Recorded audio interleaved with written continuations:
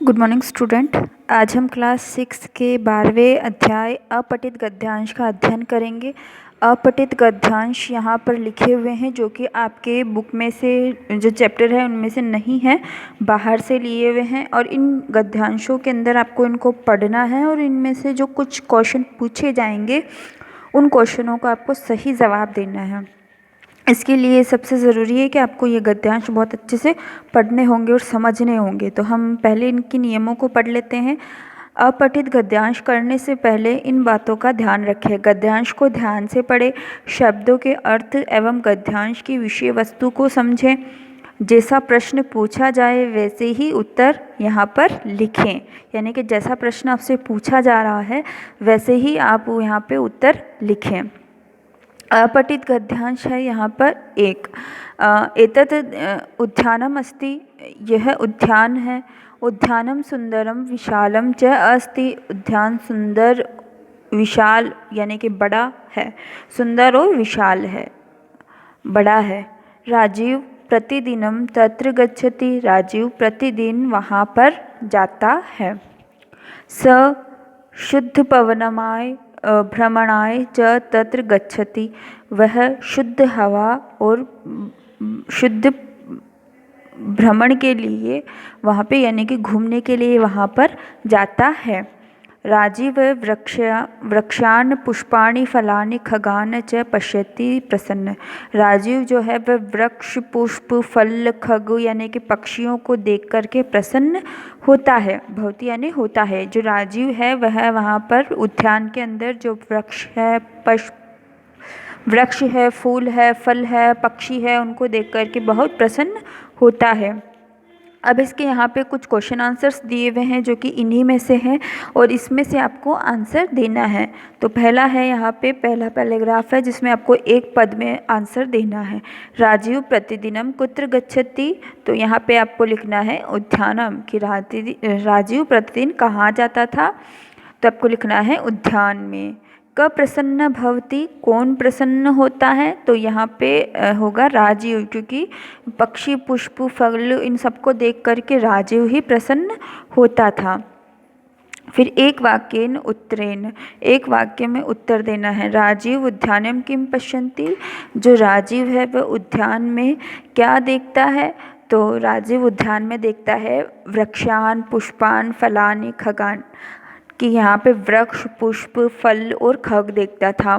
उद्यानम कीदृश्य अस्ति, उद्यानम कैसा दिखता है, तो उद्यानम सुंदरम यानी कि उद्यान सुंदर दिखता है। यथा निर्दिष्टान उत्तरम, यहाँ पर जो लिखे हुए हैं उनके आपको उत्तर देने हैं। यहाँ पे एक वाक्य में उत्तर देना है, तो आपको क्या करना है कि पूरा एक वाक्य लिखना है। राजीव उद्यानम वृक्ष पुष्प फल खगान पश्यन्ति। फिर उसके बाद में उद्यानम कीदृशम अस्ति, तो इसमें हो जाएगा कि उद्यानम सुंदरम अस्ति। इस तरह से पूरा आंसर देना है। फिर अगला है आपके कि भवति इत्यस्य, क धातु के भवति में कौन सी धातु है, तो भवति में कौन सी धातु है, भव धातु है। फिर इसके बाद में है पश्यति, पश्यति अस्य क्रियापद से क करता, कि पश्यति जो शब्द है इसमें क्रियापद कौन सा है, तो हो जाएगा इसके अंदर इसका आंसर हो जाएगा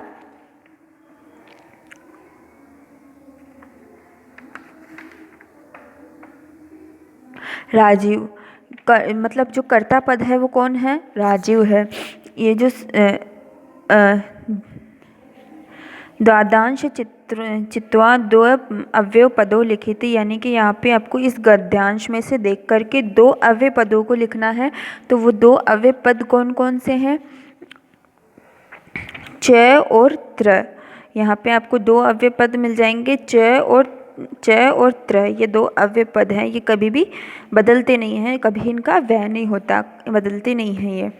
फिर इसके बाद में है नेक्स्ट अपठित गद्यांश आपका लिखा हुआ है यहाँ पे लिखा है कि राजीव प्रातः उत्तिष्ठति, यानी कि राजीव प्रातःकाल उठता है। स ईश्वर अम्बा च नमति, वह ईश्वर और अम्बा यानी कि अपनी माता को नमन करता है। वह ईश्वर को और अपनी माँ को प्रणाम करता है। पत्रवाहक पत्रम आनयति, और पत्रवाहक जो है वो पत्र लेकर के आता है। पत्रवाहक पत्रम पठयति, और पत्रवाहक उस पत्र को पढ़ता है।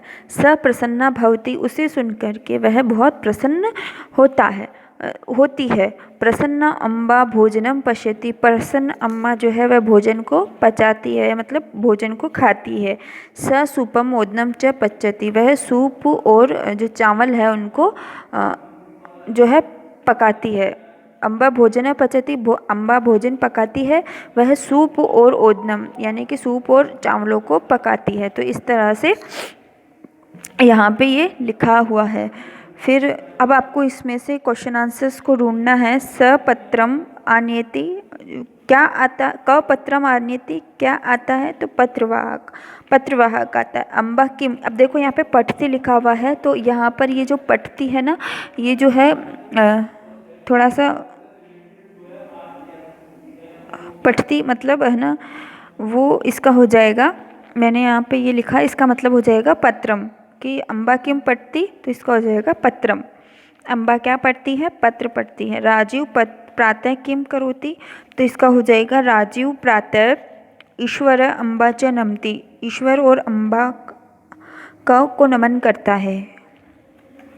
फिर इसके बाद में है अगला इसका,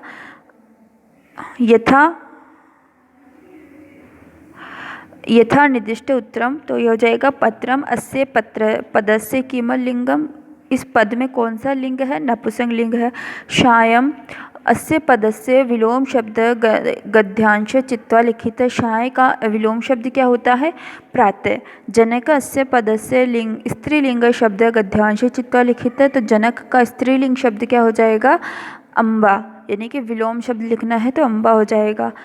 द्वादश गद्यांशो द्व सर्वनाम शब्दयो तोस्थ, तो इसमें दो सर्वनाम शब्द है स और सा।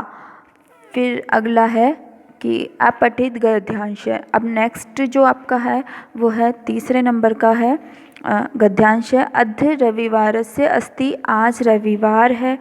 अतः विद्यालयेषु कार्यालयेषु च अवकाश अस्ति, आज विद्यालय और कार्यालयों का अवकाश है।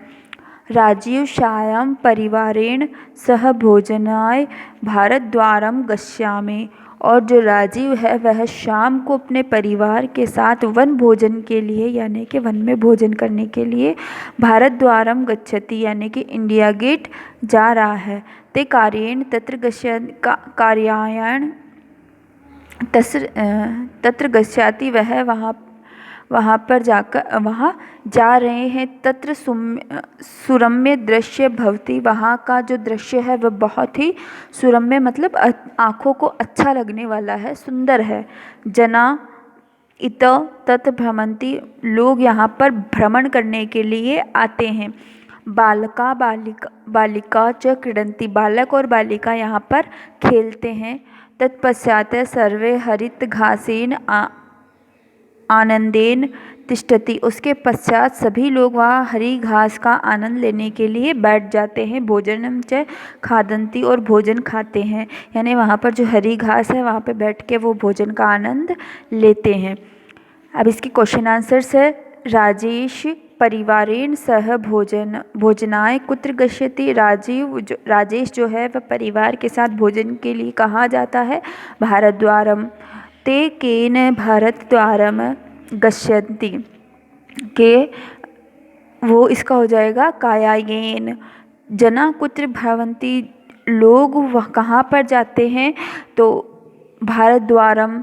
फिर सर्वे कुत्र भोजनम खादति, तो इसका हो जाएगा भारद्वारम। गमिष्यन्ति इत्र क धातु गम धातु अस्ति, तो इसमें हो जाएगा गम, कि गमिष्यन्ति में कौन सी धातु है, तो इसमें हो जाएगा गम। सुरम्य दृश्यम इत्र से क विशेषण पद अस्ति, तो इसमें हो जाएगा सुरम्य, यानी कि सुंदर जो है वो विशेषण है, क्योंकि विशेषता बता रहा है कैसा दृश्य है, सुंदर, तो सुंदर इसका विशेषण है। परिवारेण इत्र से क विभक्ति, परिवारेण में कौन सी विभक्ति है, तो इसमें हो जाएगा तृतीया विभक्ति। फिर इसके बाद में आगे है चतुर्थ गद्यांश, इसमें है भारते एक ग्राम अस्ति, भारत एक गांव है। तस्य ग्रामस्य नाम सुंदर ग्राम अस्ति, उसके गांव में एक गांव का नाम है जिसका नाम है सुंदर ग्राम है। तत्र चत्वारः मित्राणि वसन्ति स्म, वहाँ पे 4 मित्र रहते थे। कौन कौन से? राजीव, राजेश, अनिल, रोहन, ये 4 मित्र वहाँ पे रहते थे। ते सायं उद्यानेन भ्रमन्ति स्म, वे शाम को जो है उद्यान में भ्रमण के लिए जाते हैं। तत्र पुष्पाणां सौंदर्यं पश्यन्ति स्म, वह पुष्पों के सौंदर्य को देखते हैं। उद्याने में एक आपणम अपि अस्ति, उद्यान के अंदर एक दुकान भी है। ते आपणम कृत्वा शीतलम जल पिबन्ति, और उस दुकान के वहाँ पर कृत्वा शीतलम यानी कि शीतल जल रखा हुआ है जिसे वह पीते हैं।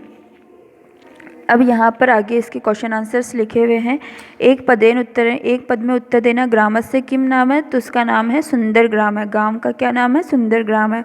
कति मित्राणि सन्ति? तो इसमें हो जाएगा 4 मित्र थे। मित्राणि नामानि लिखी थी, मित्रों के नाम कौन कौन से हैं? तो मैंने अंडरलाइन कर रखा है यहाँ पे, राजीव, राजेश, अनिल और रोहन। ते कुत्र किम च पिबन्ति स्म है, वह वहाँ पर पानी कहाँ से पीते थे? तो ते आपणम कृत्वा शीतलम जल पिबन्ति, वह वहाँ पर रखे दुकान से ठंडा पानी पीते थे। यथा निर्दिष्ट उत्तरम, यहाँ पर आपको उत्तर देना है। संति क लकार है तो इसमें हो जाएगा लट लकार है। पिबन्ति क धातु तो इसमें हो जाएगा पा धातु। ग्रामस्य का विभक्ति, ग्रामस्य की कौन सी विभक्ति है? इसमें षष्ठी विभक्ति। फिर इसके बाद में है अगला अपठित गद्यांश। अधुना सायंकाले,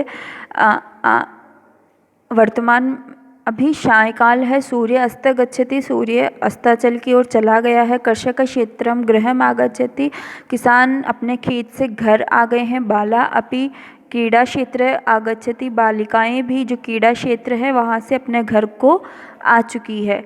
अब यहाँ पे इसके क्वेश्चन आंसर्स दिए हुए हैं। क काल है, कौन सा काल है? सायंकाल। अस्त गच्छति तो यह जाएगा सूर्य। कर्षका क्षेत्रम्भ्य कुत्र आगच्छति तो इसका हो जाएगा गृहम।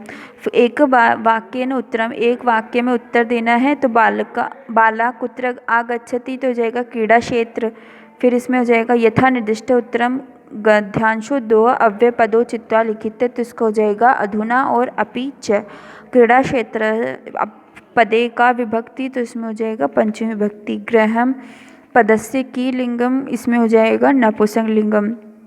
तो इस तरह से आपको भी अपने गद्यांश को पहले अच्छे से पढ़ना है और उसके बाद में उसके क्वेश्चन आंसर्स करने हैं।